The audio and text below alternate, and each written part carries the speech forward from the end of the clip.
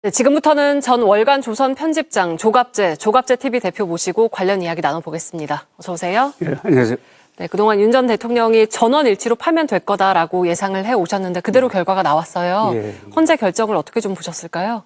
저는 작년 12월 14일 탄핵 소추안이 국회를 통과하면서부터 그날부터 8대0 전원일치 파면 일수밖에 없다는 주장을 해왔는데 어제 선고 장면을 보면서 너무나 상식과 사실에 부합하는 법리 해석을 하고 있는 데 대해서 제가 감탄을 했습니다. 네. 이번 사건의 본질은 윤석열 대통령이 망상에 사로잡혀가지고 군대를 불법적으로 동원해가지고 대한민국을 공격한 사건이거든요. 그러니까 대한민국이란 공화국이 체제를 지키기 위해서 헌법의 칼로 윤석열 대통령을 응징한 것 아닙니까? 특히 윤석열 대통령을 국민 신임을 배반한 사람이라고 했습니다. 국민 신임 배반자, 줄이면 국민 배반자예요. 그런데 문제는 여기서 배반이라는 게 군대를 동원한 배반이라니까 그 의미는 내란 또는 반역이라는 뜻이 거기 포함되어 있습니다. 네. 앞으로 두고 어제 결정부는 우리나라 민주주의 역사에서 계속 이 레퍼런스로 찾아보면서 지침으로 삼아야 할 어떻게 보면은 한국의 마그나 카르타 같은 역할을 할 것이라고 저는 기대합니다. 네, 근데 윤석열 전 대통령 같은 경우에는 국민들에게 사과를 한다거나 아니면 헌재 결정을 받아들이겠다라는 직접적인 언급을 하지 않았거든요. 이 부분은 좀 어떻게 보셨을까요? 자기를 지지하는 사람들에 대한 어떤 죄송한 마음만 적혀 있더라고요. 네. 그러니까 이건 대통령이 아니고 이제 물론 전직 대통령이 되었지만은 어떤 집단의 보스 같은 생각을 하고 있는데 저는 그런 생각을 가지고 계속 국민의힘에 영향을 끼치지 않을까 하는 생각이 들었습니다. 윤 전 대통령은 어제 국민의힘 지도부를 만나서 네. 대선 승리를 당부한 걸로 알려졌는데 앞으로 국민의힘은 윤 전 대통령과 관계를 좀 어떻게 가져갈까요? 뭐 출당 같은 조치를 할까요? 어떨까요? 아니 그게 도대체 말이 됩니까? 윤석열 대통령이 지금 형사법상으로는 내란 우두머리 혐의자고 어제 헌법재판소에서는 국민 배반자로 찍혀가지고 옷을 벗은 사람 아닙니까? 네. 그 사람이 여당 지도부를 불러가지고 대선에서 이겨라고 당부한다는 게 이거요 잘못되면은 마치 내란 공보처럼 여겨질 수도 있습니다.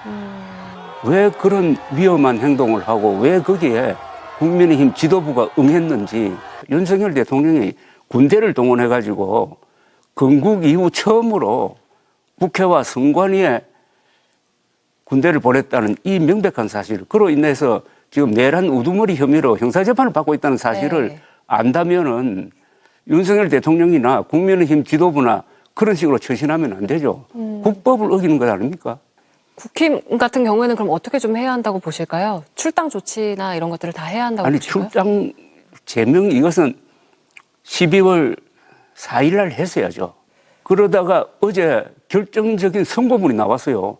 이것은 대한민국의 결정입니다. 이 문서는 헌법재판소가 결국 대한민국의 헌법적 가치를 수호하는 조직인데 국민 배신자라고 했으면은 그 사람을 옹호한다든지 협조한다든지 지도를 바란다면은 국민의힘은 국민 배반당이 되는 거 아닙니까? 국민 배반당이란 것은 줄이면은 역적당 되는 것 아닙니까?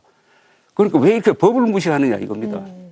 알겠습니다. 이제 뭐 본격적으로 조기 대선 레이스가 시작이 됐는데 국민의힘 경선 같은 경우는 좀 어떻게 예상을 하실까요? 지금 당내 구도로만 보면은 친윤 후보들이 유리한 걸로 보여지기도 하는데 어떻게 좀 예상을 하세요? 국민의힘은 지난 4개월을 완전히 허송세월한 것 아닙니까? 지난 4개월을 깔끔하게 윤석열 대통령과의 관계를 정리하고 새 출발했어야죠.